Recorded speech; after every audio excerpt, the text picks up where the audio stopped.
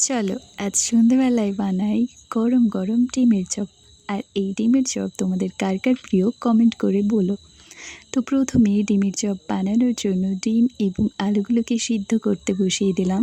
সিদ্ধ হয়ে এলে নামিয়ে নিয়ে একটা কড়াই বসিয়ে তার মধ্যে তেল দেব। তেল গরম হয়ে এলে তার মধ্যে দিয়ে দেব অল্প পরিমাণে জিরে, পেঁয়াজ কুচি, আদা কুচি, রসুন কুচি এবং কাঁচা লঙ্কা কুচি।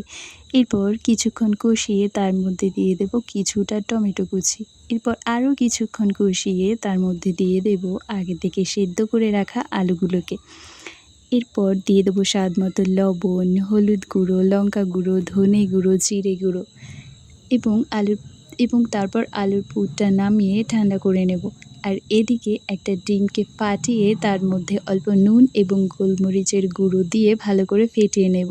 তারপর অল্প অল্প করে আলুর পুর নিয়ে মাঝখানে দিয়ে ডিমের চপগুলো করে নেব।